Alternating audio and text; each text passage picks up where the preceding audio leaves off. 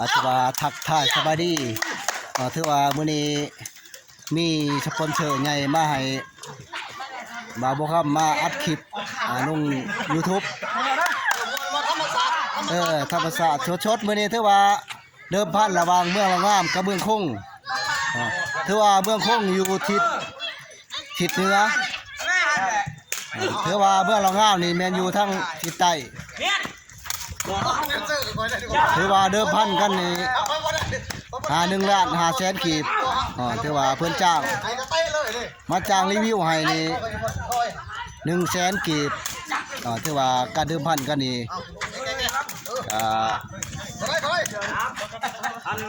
อันนี้แม่นที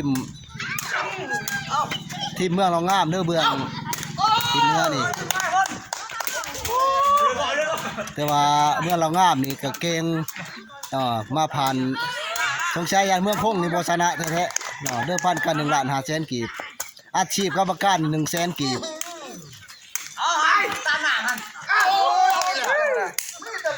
อันนี้นักกีฬาน้อยกำลังซ้อมอยู่พี่นักกีฬาน้อยนี่เอาเมืองคงนี่เมืองคงนี่เอาชนะเมืองเรางามได้ถือว่าทุกชัยเมืองเรางามนี่ก็บ่ธรรมดาลูกเชิญนี่แม่นลูกเจี๊ยบเนาะเมืองเรางามอันนี้แม่นเมืองคงเฮาเป็นทีมเมืองเรางามครับเป็นพวกอันนี้เมืองคงเชิญมาอีกธรรมดาถือว่าเมืองเรางามหับบ่ได้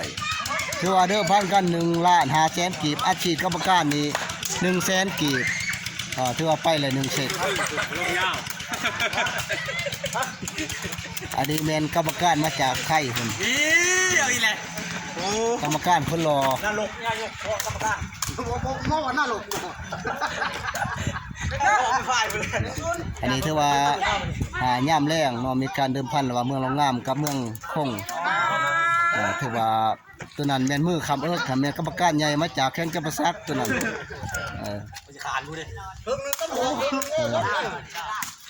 ถือว่าปฏิบัติได้ถือว่าเมืองคงนี่เสิร์ฟบ่ธรรมดาด้วยเมืองคงเฮาตัวนั้นแม่นเมืองละงามลูกเกียบด้วยว่าลูกปีเนาะถือว่าเมืองละงามก็บ่ธรรมดาตัวนี้เบอร์13นี่แม่นบ้านนี่เด้อบ้านน้องหลวงตัวนั้นนี่อยู่พุ่นเอาเลยมึงทายจริงกับหมู่อันนั้นอยู่ที่ยู่นี่แม่นอยู่ที่ยู่นี่แม่นเมืองบ้านฮ่องกงนี่เดี๋ยวฟังคลิปเมากระท่อมเนาะคือว่าประชุมประสานกันเรื่องงามเฮาตัวนี้แม่นกับกีฬาหน่อยเฮากำลังฝึกซ้อม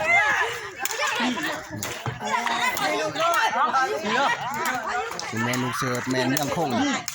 หรือว่าลูกเกียบหรือว่าลูกปีนี่เมื่อเรางามปีงามนี่โอ้ขักลายเมื่อเรางามเขา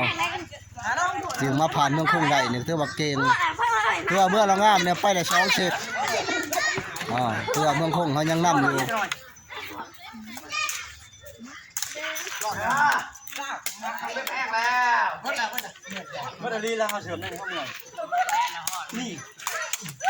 คือว่าเมื่อเรางามมาไปกับ2 เซต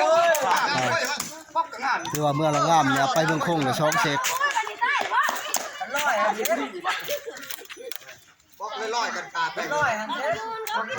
อาชาแลผู้ใดที่ติดตามท่องติ๊กของบ่าวบ่คำแต่ระหว่างเมืองคงกับเมืองเรางามพบกันนี่เมืองเรางามเป็นผู้เสิร์ฟถือว่าเป็นลูกเกียร์ของเสิร์ฟถือว่าครับถ้าพี่น้องเขาสนใจอย่างไรไปหับใจเด้อพี่น้องเด้อลูกเสิร์ฟของเมืองเรางามนี่บ่ธรรมดาเนี่ยอยากไปแข่งไปได้นี่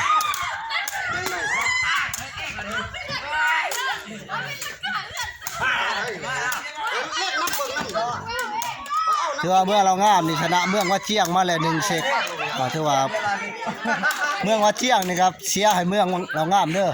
แต่ว่าพบกับเมืองคงอีกนี่อันนี้การผิดพลาดจังน้อยมีหัวหน้าทีมเพิ่นเบอร์13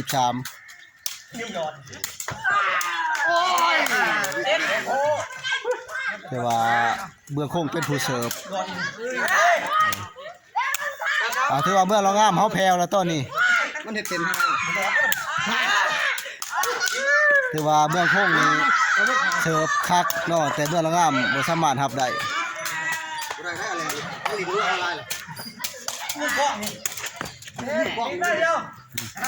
โอ้เสิร์ฟให้มือกองก็ได้เด้อเมืองคงนี่เก่งหลายคือว่าเมืองคงเห็นไปได้13เลยคือว่าเมืองเรางามเฮาก็ยังนับอยู่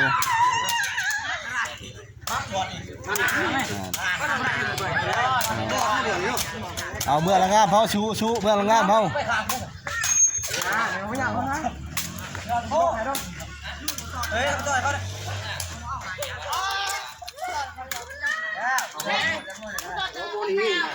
ถือว่าเป็นในจ้างจะคล้องคลิปสูงโพดบ่ถึงแสนกี่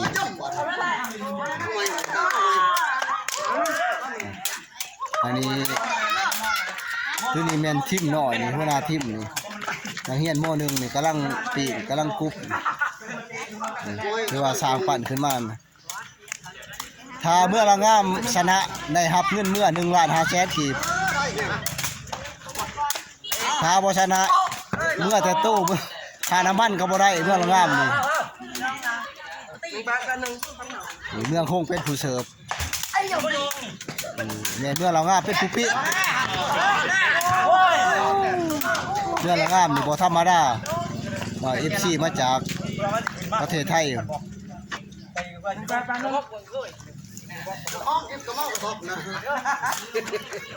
เอาเมื่อเรางามพี่เมื่อเรางามบ่สามารถติดต่อได้แล้วครับบ่ได้อีกเมื่อเรางามมาละอ้อมเฮามาละอ้อมเฮาใช้นะอ้อมเด้น้าอ้อมเสื้อดำบ่น้าอ้อม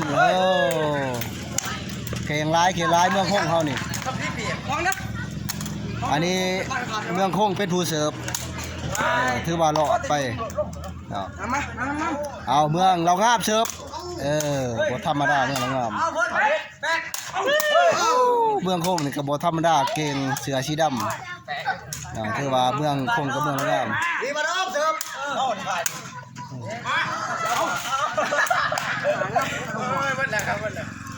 เก่งหลายคุณใช้สาวนักนอนต้องเขาไม่เนี่ยถือว่าขอบคุณใจผู้ติดตาม FC ของบ่าวบ่ค่ำนี่เมื่อคงเป็นผู้เสิร์ฟถือว่าขอบคุณใจเนาะผู้ติดตาม YouTube บ่าวบ่ค่ำแล้วก็ถือว่าเมืองคงกับเมืองเรางามนี่เสมอถือว่าถ้าใครชนะถือว่าขาดร้อยถ้าเมื่อเรางามชนะได้รับเงินเมื่อ1,500,000กีบ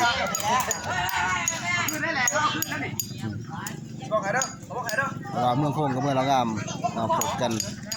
และทิศหน้าแม่นเมืองว่าเจียงพบกับเมืองคงเด้อพี่น้องเด้อผู้ใดอยากติดตาม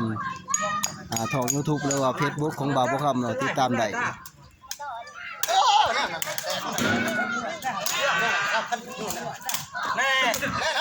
ถือว่าเมืองเรางามนี่ชนะเมืองว่าเจียงมาพบกับเมืองคงวันนี้